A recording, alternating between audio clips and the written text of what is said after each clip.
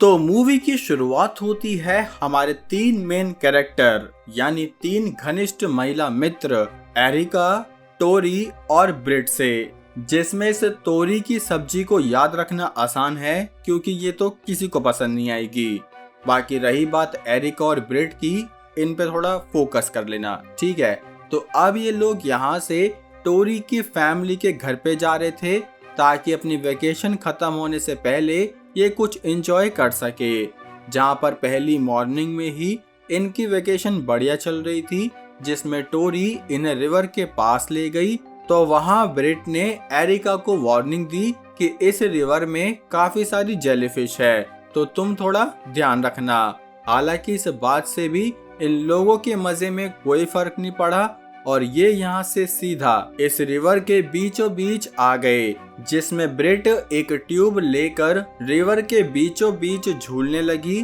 तो एरिका ने थोड़ा कंसर्न दिखाया, लेकिन टोरी, जिसको किसी की पड़ी ही नहीं थी, तो वो खूब तेज स्पीड में इस बोट को भगाने लगी, जिसकी वजह से ब्रिट ट्यूब से गिर पड़ी। तो ये देखकर एरिका की तो लुप हो गई, लेकिन टोरी, जिसके लिए आग लगे बस्ती में हम अपनी मस्ती में वाला हिसाब चल रहा था, यानी कि उसे किसी की फिक्र ही नहीं थी। पर वो तो शुक्र है ब्रिट की किस्मत का कि वो पानी से सही सलामत बाहर निकल आई। जिसके बाद रात को इन लोगों ने एक प्रैंक करने का प्लान किया, जिसको शुरू करने से पहले इन्होंने एरिका से कहा कि तुम जाकर अपने पजामा चेंज करके आओ। जिसके लिए एरिका जैसे ही ऊपर पहुंची तो उसे नहीं पता था कि यहाँ पर ऑलरेडी एक कैमरा टोरी और ब्रिट ने इंस्टॉल कर दिया है, जो कि एरिका को चेंज करते हुए देख रहे थे। तो तभी एरिका की नजर भी इस कैमरे पर पहुंच गई, क्योंकि ये कैमरा कुछ ज्यादा ही खुफिया था। खैर, तो अब जैसे ही वो इस कैमरा के पास पहुंची तो तभी उसकी टांग में एक वायर फंस गया, जो देखते ही टोरी और ब्रिट के चेहरे की खुशी गायब हो गई। जिसके बाद टोरी जल्दी ऊपर पहुंची, जहां उसने देखा कि एरिका की बॉडी में कोई मूवमेंट ही नहीं है। असल में एरिका जिस वायर में फंसी थी वो वायर उसके गले में ही लिपट गई, जिसकी वजह से टोरी ने उसकी पल्स चेक करी तो इन्हें कुछ भी मूवमेंट नहीं मिल रही थी, जिसकी वजह से दोनों लड़कियां काफी डर गई। और तब इन्हें मेरे हिसाब से तो पुलिस को या एम्बुलेंस को बुलाना चाहिए था, लेकिन ये टोरी इतनी बड़ी पकौड़ी थी कि वो यहाँ से सीधा एरिका की बॉडी को यार्ड में ले गई, जिसको इन्होंने दफनाना शुरू कर दिया।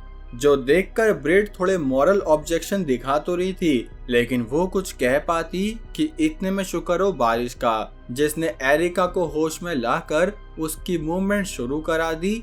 तो तभी ये लोग उसे यहाँ से सीधा वापस अंदर ले गए, जहाँ इन्हें पता चला कि एरिका जिंदा है।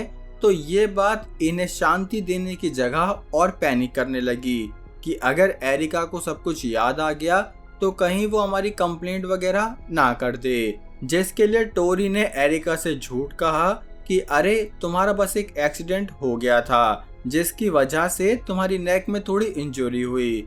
तब एरिका को भी कुछ ठीक से याद नहीं था, इसलिए टोरी ने उसे प्रॉमिस किया कि मैं तुम्हें अगली सुबह सब कुछ एक्सप्लेन करूंगी।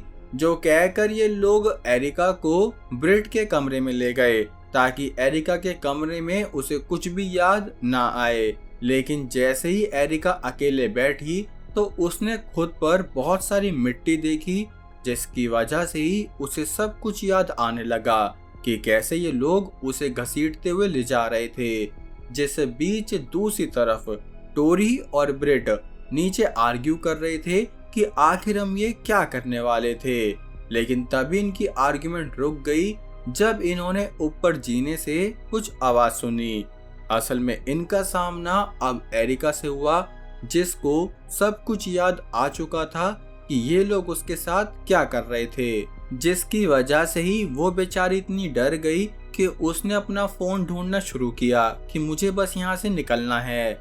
लेकिन टोरी, जैसे सिर्फ इस बात की फिक्र थी कि एरिका इस सब के बारे में किसी को ना बताए, जो देखते हुए ब्रिट रोने लगी, जहाँ वो बोली कि हम बस एक प्रैंक कर रहे थे और हमारा कुछ भी मतलब नहीं था। लेकिन टोरी ने अपनी हरकत से प्रूफ कर दिया कि वो इस प्रैंक से कुछ ज्यादा ही बड़ा करने वाली थी, क्योंकि उसने यहाँ पर एरिका को कोने में लेकर इस चेयर से बांध दिया। वैसे बांधने का तरीका काफी कैजुअल है।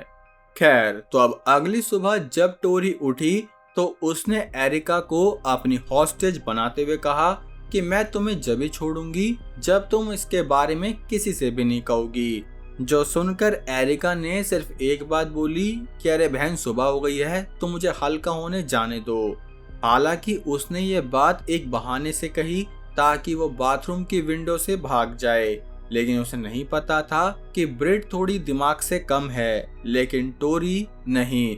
इसलिए टोरी ने उसकी हरकत देखते ही उसे दोबारा काफी कैजुअल तरीके से बांध दिया, जिसके बाद इनकी ऑकवर्ड साइलेंस को यहाँ पर यार्ड वर्कर्स ने आकर तोड़ा, जिनकी आवाज सुनते ही एरिका हेल्प के लिए चिल्लाने लगी, लेकिन इन लोगों ने उसके मुंह पर टेप लगाई, साथ ही इसे एक अलमारी में बंद कर दिया।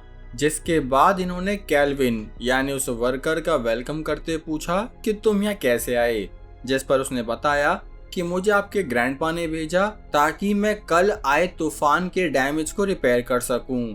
जो सुनकर टोरी ने उनसे कह दिया कि ठीक है, आप अपना काम करके यहाँ से निकल जाइए, जिसको भेजकर उसने सीधा एरिका का रिमांड लिया कि तुम अलमारी में भी इतनी आवाज क्यों कर रही थी।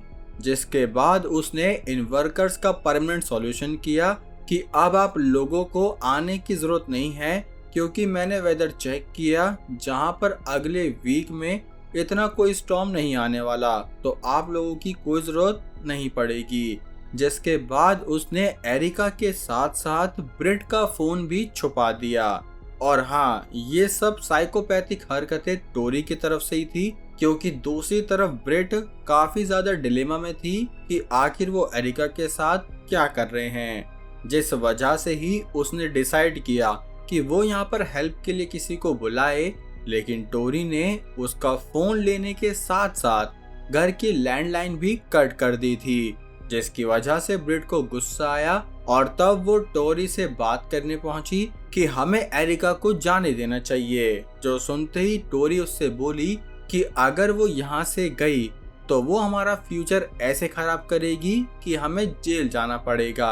अब असल में टोरी के हिसाब से इनके पास 3 दिन थे, जिसमें इन्हें यह इंश्योर करना होगा कि एरिका किसी को कुछ नहीं बताएगी। जिसकी अगली सुबह ही ब्रिट ने अपने मन की सुनते हुए एरिका से माफी मांगी, साथ ही वो बोली कि मेरे पास कोई और चॉइस नहीं थी और चीजें बहुत जल्दी हाथ से निकल रही थी। जो सुनकर एरिका ने उसे कायर बोला तो ब्रिट काफी डिफेंसिव होते हुए खुद को ही विक्टिमाइज करने लगी कि अरे मैं तो खुद फंस गई, ये वो। हालांकि उसने एंड में ये क्लियर कर दिया कि उसने अपनी साइड चूज कर ली है, जो कि एरिका की तो बिल्कुल नहीं थी। खैर, तब ये कहकर वो अपने रूम में निकल गई, जिसे बीच दूसरी तरफ टोरी ने अपने ग्रैंडपा की हंटिंग राइफल निकाल ली, जहां पर अब फाइनली एरिका जब अकेली थी तो उसने एक छोटे ब्लेड से खुद के हाथ को खोलना शुरू कर दिया। अब ये छोटा ब्लेड पता नहीं कौन सा शक्तिमान इसे दे के गया था। खैर, तो इस प्रोसेस में जैसे ये ब्लेड उसके हाथ से नीचे गिरा तो ऑफ कोर्स वो इस ब्लेड को उठा तो नहीं पाई, इसलिए वो खुद की कुर्सी को खिसकाते हुए उसे सीधा डोर के पास ले गई, जहां अपने मुंह का बढ़िया यूज करते हुए उसने गेट खोला और सीधा नीचे चेयर के साथ ही गिर पड़ी, जिसकी वजह से चेयर टूटी और वो भी थोड़ी टूटी ही होगी, पर फिर भी उसने इस पेन को इग्नोर करके यहाँ से भागना शुरू कर दिया। जहां हम पीछे देख सकते हैं दोस्तों कि टोरी और ब्रिट भी उसके भागते ही गाड़ी से उसका पीछा करने लगे, लेकिन एरिका जो कि अपनी जान बचाने के लिए भागी रही थी, और हाँ दोस्तों, ये भागना उसने एक सिंगल शॉट में किया है, तो हम एरिका को पीटी उषा भी कह सकते हैं। खैर, हम इन्हें पीटी उषा नहीं कहेंगे क्योंकि ये सिर्फ भाग रही थी और इन्होंने अपना दिमाग नहीं लगाया, क्योंकि दीदी पेड़ के पीछे तो छुप गई, लेकिन जंगल में चली जाओ ना दीदी, अपने घुटनों अपने दिमाग का इस्तेमाल करो। खैर, तो अब जैसे ही इन्होंने अपने दिमाग का इस्तेमाल नहीं किया, जिसकी वजह से जल्दी पकड़ी गई। और तब टोरी अब एज अ पनिशमेंट इसे भागने को कहने लगी कि भाग, कब तक भागेगी। जिस बिहेवियर से हम समझ सकते हैं दोस्तों कि टोरी एक नॉर्मल पर्सन नहीं बल्कि साइको है। खैर, तो अब इतने टॉर्चर के बाद एरिका बेहोश पड़ गई, जिसके बाद ये दोनों उसे दोबारा घर में ले आए, जहाँ डिस्कस करने लगे कि अब हमें क्या करना होगा। जिसमें टोरी बोली कि अब हमें कुछ और टफ स्टेप लेने पड़ेंगे, जिसके लिए ही उसने अपना ग्रैंड प्लान शुरू किया। जिस ग्रैंड प्लान में उसने जानबूझ के एरिका को बहुत सारी दारू पिलानी शुरू करी। हालांकि ये चीज अभी भी अनक्लियर है कि उसका प्लान क्या है। जिस बीच उसने काफी सारे गाने चलाए और वो नाचने भी लगी जैसे यहाँ कोई पार्टी चल रही हो। जिस मजे में उसने यहाँ बहुत सारी दारू की बोतल फोड़ी और एक बोतल तो उसने एरिका के सर के ऊपर ही फोड़ दी। जिसके बाद उसने थप्पड़ बजाए, चिल्लाई, मतलब पता नहीं क्या ही गेम चल रहा था इनका। और इस गेम के बाद वो कुछ और भी करना चाहती थी, लेकिन वो रुक गई जब उसे पता चला कि एरिका अपने पीरियड्स पर है। वैसे इसको पैड किसने, छोड़ो। तो अब ब्रिट जब अगले दिन नीचे आई तो उसने देखा कि टोरी ने तो एरिका की कंडीशन को एकदम बद से बदतर कर दिया है। इसलिए जब वो टोरी से बात करने पहुंची तो यहाँ उसने साफ कहा कि बस टोरी, तुम कितना हमारी दोस्त को तड़पाओगी। जिस पर टोरी उससे बोली कि मैं तो बस एरिका को टेस्ट कर रही थी, और हाँ, ये प्लान तो तुम्हारा ही था। जो सुनकर ब्रिट ऐसे हो गई कि मेरा प्लान? अरे मैंने कब ऐसा कहा? जहाँ पर ये लोग एक दूसरे को ब्लेम करने लगे। तब ब्रिट, जो कि इस घर से बाहर जाना चाहती थी, लेकिन एरिका ने उसे रोक दिया, जहाँ वो बोली कि सुनो, तुम्हें टोरी की हरकतों को रोकना होगा, क्योंकि अगर तुम यहाँ से गई तो पहले वो मुझे मारेगी और उसकी अगली विक्टिम बनोगी तुम। जो सुनकर ब्रिट यहाँ से बाहर निकल गई। और तब दूसरी तरफ टोरी ने अपने प्लान को शुरू करते हुए सबसे पहले अपना खोपड़ा फोड़ा और फिर वो अपने ग्रैंड प्लान की तैयारी में लग गई।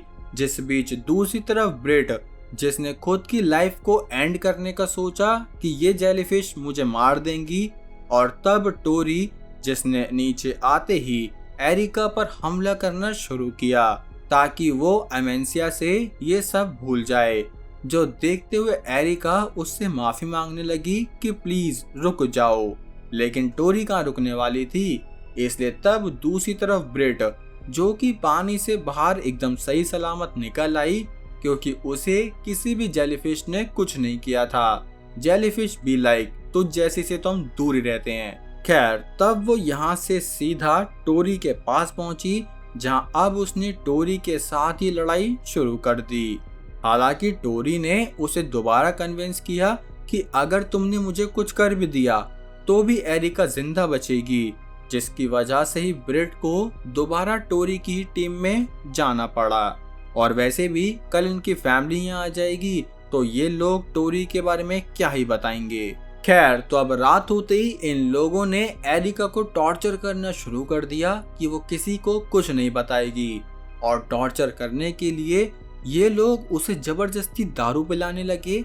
साथ ही ये उसकी उंगली तोड़ रहे थे कि तुम्हें इस बात को मानना होगा कि तुम किसी को कुछ नहीं बताओगी। लेकिन एरिका, जो इतना कुछ झेल चुकी थी कि उसे अब मरने से भी डर नहीं लग रहा था, इसलिए वो साफ मना करती रही कि नहीं, मैं तो सब कुछ बताऊंगी, इसलिए तुम्हें जो करना है वो कर लो। जो सुनकर इस साइको टोरी को बहुत गुस्सा आया और वो जानबूझ के बहुत सारी दारू एरिका को पिलाने लगी ताकि ये इसी से मर जाए। लेकिन तभी उसके दिमाग में पता नहीं क्या आया कि वो यहाँ लाइटर जलाने लगी। जिस लाइटर के सामने ही एरिका ने अपने मुंह से सारी दारू बाहर करी, तो यहाँ फायर उठते ही फायर अलार्म बजने लगा, जो देखकर टोरी पैनिक कर गई, जिसको उसने बंद करने की कोशिश भी करी, पर अब काफी देर हो चुकी थी कि यहाँ पर फायर ब्रिगेड आने वाली होगी। जिसकी वजह से ही टोरी और ब्रिट एरिका को बोट से यहाँ से दूर ले जाना चाहते थे, लेकिन तभी यहाँ पर एक व्हीकल आ गया, जिसको देखते ही ये दोनों छुप गए और असल में ये लोग इस यार्ड वर्कर के ही लोग कैल्विन और उसका एक दोस्त था जो कि इस घर में चोरी के मकसद से आए। लेकिन जैसे ही कैल्विन ने एरिका को ढूंढा तो वो उससे पूछने लगा कि आखिर ये क्या हुआ है, जहां एरिका उससे साफ कहने लगी कि प्लीज मेरी लाइफ खत्म कर दो। तब कैल्विन ने अपने दोस्त से कहा कि जाओ देखो आखिर यहाँ क्या चल रहा है। लेकिन उसे क्या पता था कि जैसे ही वो बंदा अंदर देखने आएगा तो ब्रिट और टोरी उसका खेला कर देंगे। जिसके बाद नीचे यहाँ एरिका ने कैल्विन को हक करते हुए उसकी जेब से गन निकाली और सीधा खुद को नहीं बल्कि कैल्विन को ही शूट कर दिया, जिससे ये प्रूव हो गया कि अब वो किसी को कुछ नहीं बताएगी। और तब इन दोस्तों ने मिलकर ये कहानी बना दी कि ये लोग हमारे घर को लूटने आए थे, जिसकी वजह से ही हमने सेल्फ डिफेंस में इन लोगों को मार दिया। और इसी के साथ ये मूवी तो एंड हुई दोस्त, लेकिन मोरल ऑफ द स्टोरी क्या रहेगा कि never trust these kind of, आगे आप खुद लगा सकते हो। खैर वैसे मैं ये नहीं कहूँगा कि सब एक जैसी होती हैं, बट मूवी के डायरेक्टर का शायद दिमाग ही ऐसा था या पता नहीं यार, एक बेटर एंडिंग हो सकती थी कि मान लो इतना सब करने के बाद एरिका को ये लोग छोड़ देते, उस पर विश्वास कर लेते कि ठीक है इसने हमारा साथ दिया और इसने कैल्विन वगैरह को मारा।